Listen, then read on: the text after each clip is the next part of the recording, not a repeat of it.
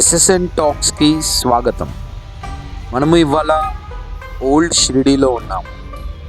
Old Shirdi అంటే అప్పట్లో బాబా ఉన్నప్పుడు షిరిడీ అనేది ఎలా ఉండెనో మనకు కళ్ళకు కట్టినట్టుగా చూపిస్తారు. ఇక్కడ బొమ్మల రూపంలో చూపిస్తారు, కానీ మనకు ఎలా అనిపిస్తుందంటే ఆ బొమ్మలకు నిజంగా జీవం ఉన్నట్టుగా కనిపిస్తుంది. ఇప్పుడు ఇక్కడ చూడండి, మీకు ఖండోబా మందిరం కనిపిస్తుంది. ఇక్కడ కనిపించేది మహల్సాపతి. మహల్సాపతి మొదటిసారిగా బాబాని చూశారు. బాబాని చూసినప్పుడు బాబాని ఆవో సాయి అని పిలుస్తారు. అప్పటి నుంచి బాబాకు సాయి అనే పేరు వచ్చింది. ఊరు వాళ్ళు, ప్రజలు ప్రతి ఒక్కరూ సాయి సాయి అని పిలవడం మొదలుపెట్టారు. ఇప్పుడు మనకు ఇక్కడ ఎదురుగా కనిపిస్తుంది, ఇది ఖండోబా బాబా. మనము షిరిడీకి వచ్చినప్పుడు బాబాని ఎంతగా దర్శనం చేసుకుంటామో అదే విధంగా ఖండోబాని కూడా దర్శనం చేసుకోవాలి. అప్పుడే మన దర్శనం పూర్తవుతుంది.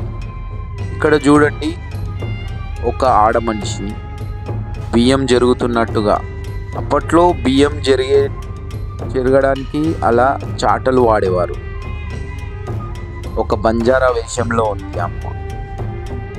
చూడండి, పాతకాలంలో అప్పట్లో ఇల్లులు ఎలా ఉండేనో, ఆ పైన కొబ్బరి మట్టలు, తాటి మట్టలు ఇవే వేసుకొని ఇల్లు సజాయించుకుంటుండే.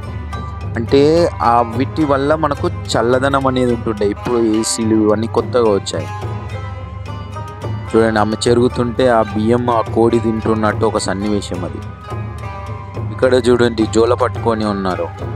భిక్షాటన చేయడానికి అప్పట్లో ఇలా జోల పట్టుకొని ఆ పట్టీలు వేసుకొని అలా కొట్టుకుంటూ వచ్చేవాళ్ళు. అప్పట్లో చాలామంది విట్టల విట్టల విట్టల హరి ఓం విట్టల అంటూ భిక్షాటన చేసేవారు.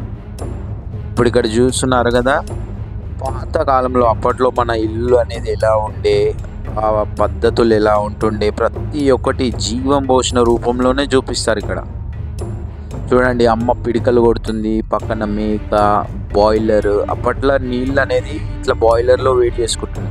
కట్టెలు కొట్టుకొని కట్టెలు పెట్టి కట్టెలతోటి మంట పెట్టుకొని బాయిలర్లో నీళ్ళు వేడి చేసుకుంటుండే. అప్పుడు ఈ పిడికలు కూడా మంట పెట్టడానికే యూజ్ చేస్తుండే, అప్పుడు వాడుకుంటుండే.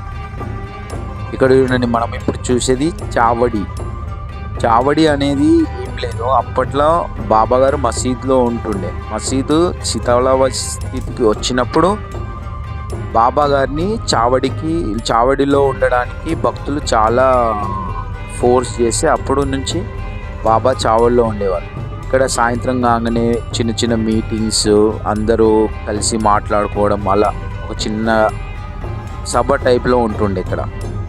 ఇప్పుడు మీరు ఇక్కడ చూస్తుంది కదా, ఇది బాయిజామా ఇల్లు. బాయిజామా అంటే ఎవరో సాయిబాబా చరిత్ర తెలిసిన వాళ్ళకి ప్రతి ఒక్కరికి తెలిసి ఉంటుంది. ఎందుకంటే బాయిజామా సాయిని ఒక కన్న కొడుకులాగా చూసుకునేది. ప్రతిరోజు సాయికి భోజనం పెట్టింది ఆమె తినకపోతుండే. అంతగా కన్న కొడుకు కంటే ఎక్కువ చూసుకుంటుండే. బాయిజామాకు ముందు సంతానం లేకుండే. ఒక 4 సంవత్సరాల తర్వాత అప్పుడు సంతానం అయ్యిండ్రు. ఆయన పేరే తాత్య. తాత్యాకు ప్రాణభిక్ష పెట్టడానికే బాబా సమాధిలోకి వెళ్ళారు. ఇక్కడ మీకు కనిపిస్తుంది కదా, ఇది వచ్చేసి కుండలని గట్టిగా చేయడానికి ఆ లోపల నిప్పులు పెట్టి దానిపైన కుండని వేడి చేసేవారు అప్పట్లో. ఇక్కడ వీళ్ళు కుండలు తయారు చేస్తున్నారు చూడండి.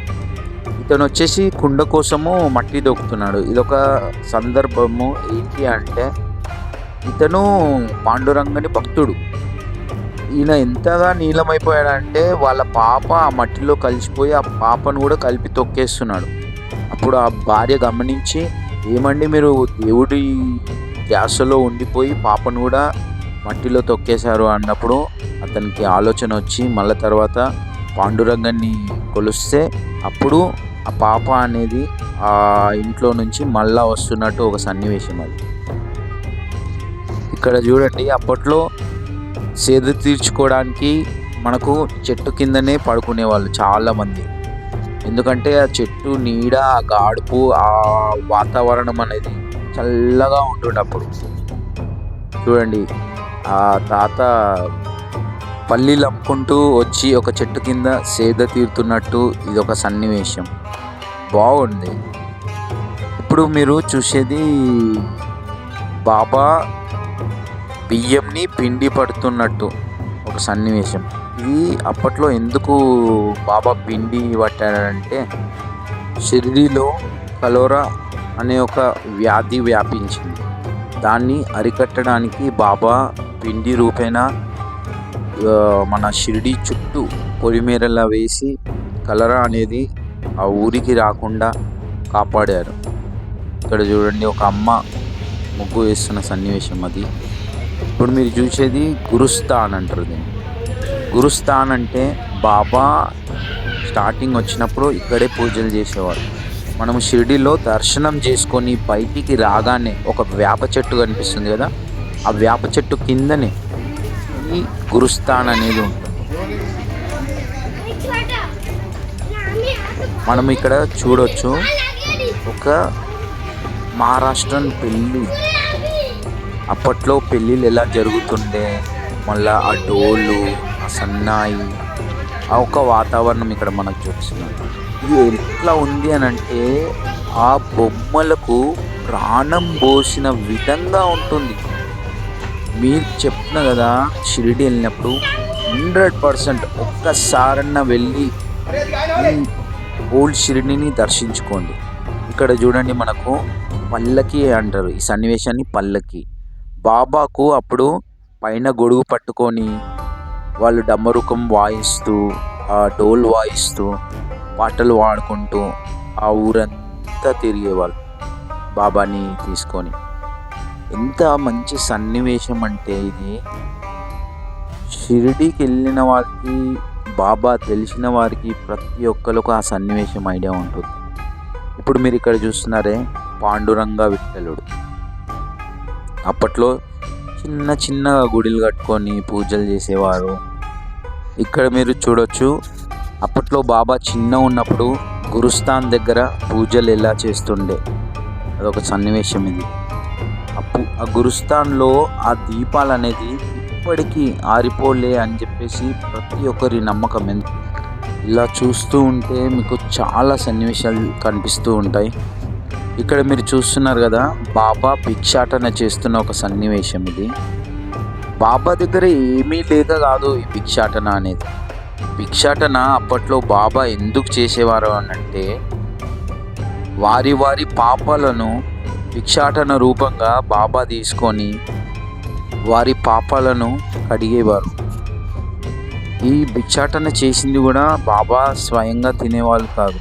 బాబా వండి అక్కడ ఉన్న కుక్కలకు కానీ, జంతువులకు కానీ అవన్నిటికీ పెట్టేవారు. ఇలా చూస్తూ ఉంటే చాలా సన్నివేశాలు. ఇక్కడ చూడండి, ఒకతను అప్పుడు బట్టలు ఎలా కుట్టేవారు, అలా ఇల్లు ఎలా ఉండేది, ఆ ప్లేస్ చూడండి. అప్పట్లో ఇస్త్రీ పెట్ట ఎలా ఉండింది. ప్రతి ఒక్కటి మనకు షిరిడి, పాత షిరిడి, ఓల్డ్ షిరిడి ఎలా ఉండేనో కళ్ళకు కట్టినట్టుగా చూపిస్తారు ఇక్కడ. ప్రతి ఒక్క సన్నివేశం ఒక అద్భుతం. ఇక్కడ చూడండి, అప్పట్లో ఈ బుట్టలలోనే కూరగాయలు అమ్మేవారు. ఈ బుట్టలలోనే సామాన్లు తీసుకొని సంతలో, బజార్లో అమ్మేవారు. ప్రతి ఒక్కటి ఈ బుట్టలలోనే వేసారు. ఇప్పుడు అంటే ప్లాస్టిక్, ఈ కవర్లు ఇవన్నీ వచ్చాయి.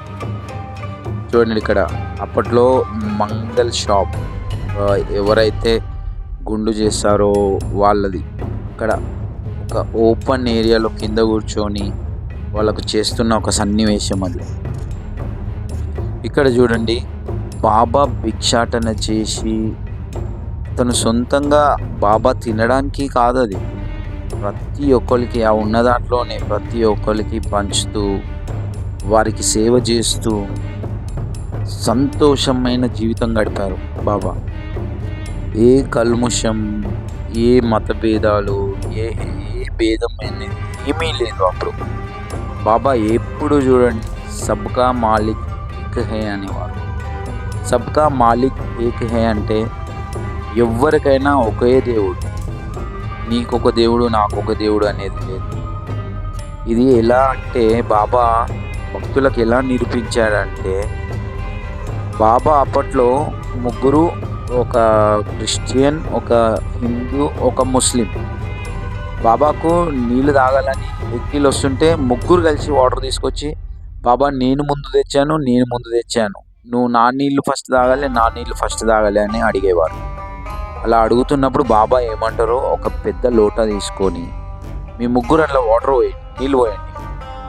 నీళ్ళు పోసిన తర్వాత క్రిస్టియన్ వాటర్ ఏవి, హిందూ వాటర్ ఏవి, ముస్లిం వాటర్ ఏవి, ఇవి మీరు ఎప్పుడైతే సపరేట్ చేస్తారో అప్పుడు నేను నమ్ముతా ముస్లిం వాటర్ ఉంటుంది, హిందూ వాటర్ ఉంటుంది, క్రిస్టియన్ వాటర్ ఉంటుంది అని చెప్పేసి. అలా ఎవ్వరూ సపరేట్ చేయలేకపోతారు. కాబట్టి అందరికీ ఒకే నీరు, అందరిది ఒకే మతము, అందరిది ఒకే రాష్ట్రం, అందరిది ఒకే దేశం.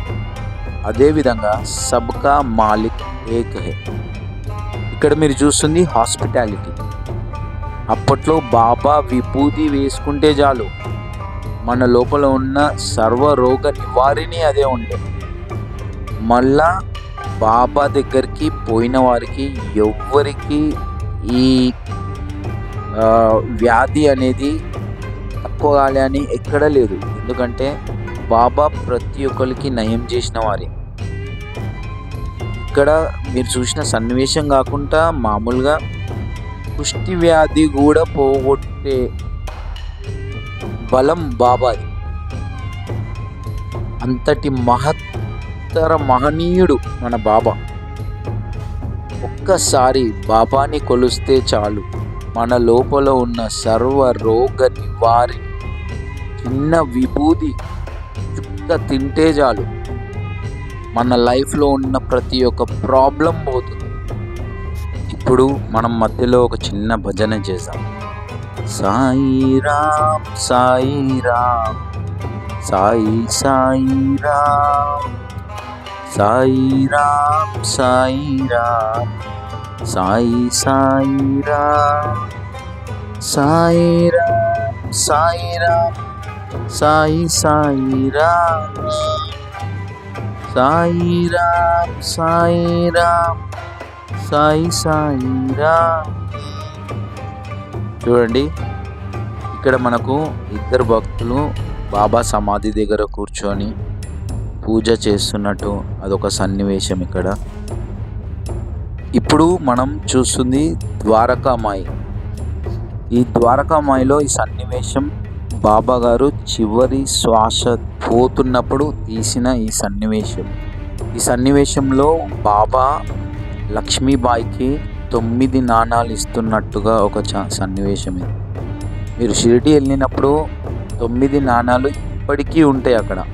మీరు ఎప్పుడైనా షిరిడి వెళ్ళినప్పుడు లక్ష్మీబాయి ఇంటికి వెళ్ళి దర్శనం చేసుకోవచ్చు మీరు, 9 నాణాల దర్శనం.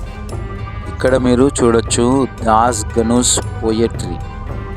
అప్పట్లో బాబా అందరూ ఒక చెట్టు కింద కూర్చొని దాస్ గను పోయట్రీ అంటే ఒక పద్యాలు చెప్తున్నారు. అలా పద్యాలు వింటూ వాళ్ళు కాలక్షేపం చేసేవారు. మనం ఎప్పుడు రేడియో, టీవీ, మళ్ళా ఇదేంటి పాటలు, సింగింగ్ ఇవన్నీ అని అనుకుంటాం. అప్పట్లో ఇలా చెట్టు కింద కూర్చొని సేద తీరుతూ వాళ్ళ సమయం గడిపేవారు. మనము ఇక్కడ చూడొచ్చు మాధవరావు దేశపాండే. అప్పట్లో షిరిడీలో చిన్నపిల్లలకు చదువు చెప్పేవారు. మాధవరావు దేశపాండే చిన్నపిల్లలు కూర్చొని చదువుకుంటున్నట్టుగా, ఆమె పైకి లేచి జవాబు చెప్తున్నట్టుగా ఆ సన్నివేశం. ఎలా అంటే ప్రతి ఒక్కటి అప్పట్లో ఎలా జరిగింది అనేది మనకు కళ్ళకు కట్టినట్టుగా. నేను కళ్ళకు కట్టినట్టుగా అని ఇన్నిసార్లు అంటున్నా అంటే అది ఎంత అద్భుతం మీరు ఆలోచించండి. ఒక్కసారి మీరు షిరిడి వెళ్ళినప్పుడు ప్రతి ఒక్కరు ఓల్డ్ షిరిడికి వెళ్ళి ఓల్డ్ షిరిడిలో ఈ సన్నివేశాలన్నీ చూడవలసిందిగా నా ఒక రిక్వెస్ట్. ఇక్కడ చూడండి క్యామెల్స్ ట్రైన్ రైడ్, ఇంకా చాలా చాలా ఉంటాయి ఇక్కడ. ఇవన్నీ వచ్చేసి క్యాష్ అంటే పైసలు తీసుకొని చేస్తారు ఎక్స్ట్రా. ఈ లోపలికి వెళ్ళడానికి టికెట్ వచ్చేసి 150 రూపాయలు. ఎవరికైనా చిన్నపిల్లలకైనా పెద్ద పిల్లలకైనా ఒకటే రేటు 150 రూపాయలు. ఇక్కడ చూడండి, మొత్తం తిరిగి బయటికి వచ్చిన తర్వాత మనకు ఆ ద్వారకామాయిలో సాయి దర్శనం ఇస్తున్నట్టుగా ఒక సన్నివేశం.